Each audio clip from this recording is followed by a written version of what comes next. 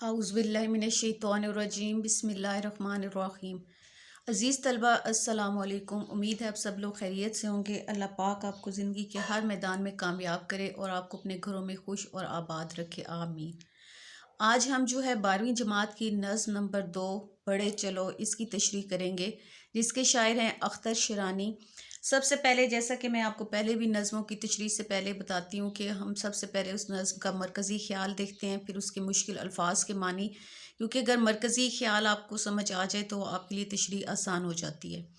तो ये जो नज़्म है बढ़े चलो, ये जो है अख्तर शिरानी की नज़्म है। इसमें उन्होंने वतन के बारे में कहा है, वतन के नौजवानों को उन्होंने कहा है कि ए वतन के बहादुरों, तुम्हारे रास्ते में सहरों, दरिया, समुंदर और पहाड़ भी आ जाएं तो भी तुम बढ़े चलो। रास्ते कितने ही दुश्वार क्यों ना हो, तुमने रुकना नहीं।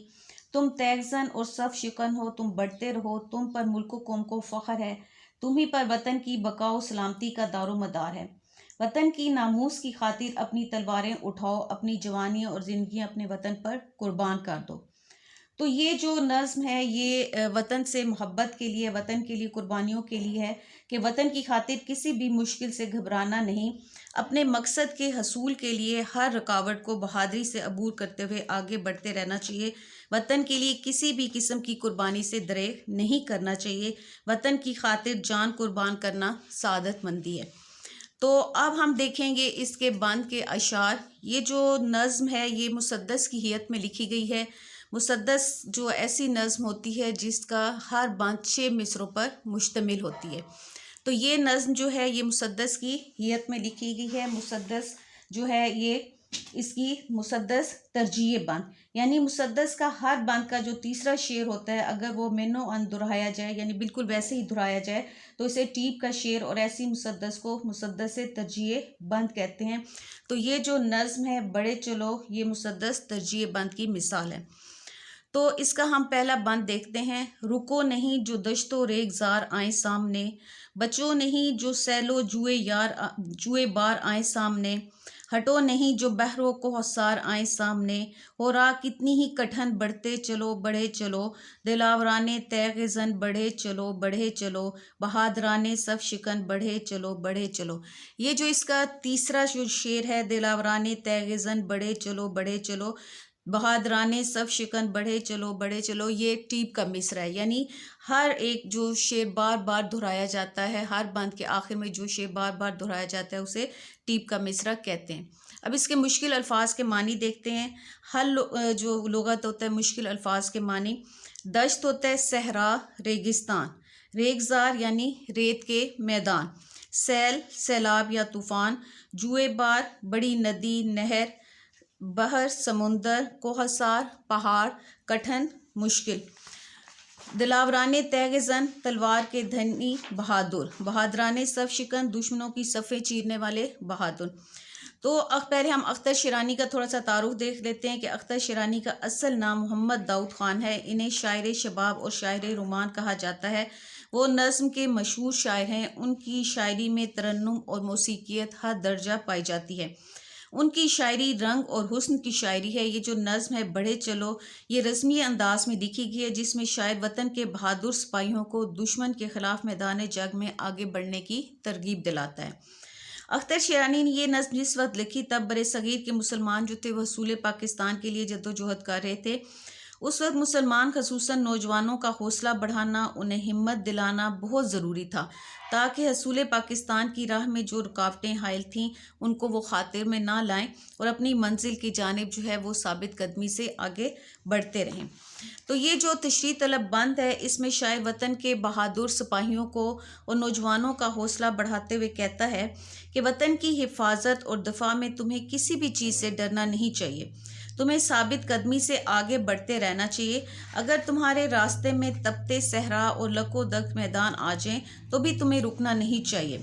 अगर तुम्हारे रास्ते में सैलाब और तूफ़ान रुकावट बने या वसी और रीज़ दरिया भी हायल हो जाएं तो इनसे बच कर निकलने की कोशिश ना करो, बल्कि आगे बढ़कर उन्हें पार करो। अगर बेकरार समुंदर और बुलंदो बाला पहाड़ रास्ते में हायल हो जाएं तो तुम्हारे कदम रुकने नहीं चाहिए।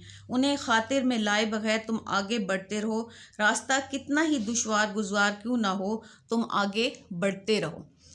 بقول سیف الدین سیف، ہم نے روندا ہے بیابانوں کو صحراؤں کو، ہم ہیں جو بڑھتے ہیں تو بڑھتے ہی چلے جاتے ہیں، ہم سے واقف ہیں یہ دریا یہ سمندر یہ پہاڑ، ہم نئے رنگ سے تاریخ کو دہراتے ہیں۔ تو یہ پہلا بند کیا جو ہے اس میں شاعر کہہ رہے ہیں کہ تاریخ گواہ ہے کہ ماضی میں مسلمان مجاہدوں نے مٹھی بھر تعداد میں ہونے کے باوجود عالمی طاقتوں کو ناکوں چنے چبوا دیے تھے۔ اپنے مقصد کے حصول کے لیے ایک بار جب وہ نکل پڑے تو دشت و دریا، آندھی، طوفان، جنگل اور سمندر کوئی چیز ان کا راستہ نہ روک سکی۔ آخر میں شاعر کہتا ہے، اے وطن کے تیغ زن بہادرو، تم تلوار کے دھنی ہو، اپنی تلواریں سنبھالو اور اپنی شجاعت کے جوہر دکھاتے ہوئے آگے بڑھو۔ اے دشمن کی صفیں چیرنے والے بہادر، دشمن کی صفیں چیرتے ہوئے آگے بڑھو، کسی بھی طاقت اور رکاوٹ سے نہ ڈرو، اپنے مقصد کے حصول کے لیے آگے ہی بڑھتے رہو، رکنا اور قیام کرنا تمہارے لیے موت کے مترادف ہے۔ تم اگر ثابت قدمی سے آگے بڑھتے رہو گے تو منزل کو پا لو گے۔ بقول علامہ اقبال، چلنے والے نکل گئے ہیں جو ٹھہرے ذرا کچل گئے ہیں، اس راہ میں مقام بے محل ہے پوشیدہ قرار میں اجل ہے۔ تو یہ آپ کے پہلے بند کی تشریح ہے۔ اب ہم دیکھتے ہیں بند نمبر 2۔ تمہاری تیغ تیز پر وطن کو افتخار ہے، وطن کی مرگ و زیست کا تمہیں پر انحصار ہے، تمہیں ہو جن کے دل میں اس کا عشق بے قرار ہے، لگائے دل میں ایک لگن بڑھے چلو بڑھے چلو، دل آورانے تیغ زن بڑھے چلو، بہادرانے صف شکن بڑھے چلو۔ تو اس کے مشکل الفاظ دیکھتے ہیں۔ تیغ کے تیز تلوار، افتخار یعنی فخر ناز، مرگ و زیست زندگی اور موت، انحصار دار و مدار، لگن چاہت شوق۔ اب اس شعر میں شاعر کہتا ہے وطن کے بہادر نوجوانوں کا وہ حوصلہ بڑھاتے ہوئے ان کی شجاعت اور بہادری کی تعریف کرتا ہے۔ شاعر کہتا ہے، اے وطن کے بہادر مجاہدوں، تمہاری تلوار کی تیزی، تلوار چلانے کے فن اور تلوار کے قبضے پر تمہارے ہاتھوں کی مضبوطی پر وطن کو ناز ہے۔ تلوار بازی کی مہارت اور جوہری سے تم وطن کے دشمنوں کے سر قلم کرتے ہوئے اپنی جان پر کھیل کر وطن کی حفاظت کرتے ہو۔ جب تک تمہارے ہاتھ تلوار چلانے کے فن سے آشنا ہے، وطن پر کوئی آنچ نہیں آ سکتی، وہ دشمن کی یلغار سے محفوظ ہے۔ وطن کی زندگی و موت، بقا و سلامتی کا انحصار تمہاری بہادری پر ہے۔ اگر تم نے دشمن کے سامنے ہتھیار پھینک دیے تو وطن کو دشمن نیست و نابود کر دے گا، لیکن اگر تم بہادری سے دشمن کے سامنے سیسا پلائی دیوار کی مانند ڈٹے رہے تو دشمن وطن کا بال بھی بیکا نہ کر سکے گا۔ شاعر مزید کہتا ہے کہ اے وطن کے بہادر سپاہیوں، تم ہی ہو جن کے دل حب الوطنی کے جذبے سے سرشار ہیں۔ تمہارا دل وطن کی محبت میں بے قرار ہے اور وطن کی خاطر کچھ کر گزرنے کے لیے ہر وقت تیار ہو۔ اے وطن کے مجاہدوں، اپنے دل میں وطن کی چاہت اور محبت کا جذبہ بسائے ہوئے آگے بڑھتے رہو، حب الوطنی کے اس جذبے کو مزید تیز کرتے چلو۔ تو یہ تھے آپ کے 2 بند کے اشعار کی تشریح۔ امید ہے آپ لوگوں کو سمجھ آ گئی ہوگی۔ اگر کسی بچے کچھ سمجھ نہ آئے تو کمنٹ سیکشن میں مجھ سے پوچھ سکتا ہے۔ اگر آپ میرے چینل پر نئے ہیں تو میرے چینل کو لائک کریں، سبسکرائب کریں اور اپنے دوستوں میں شیئر بھی کریں۔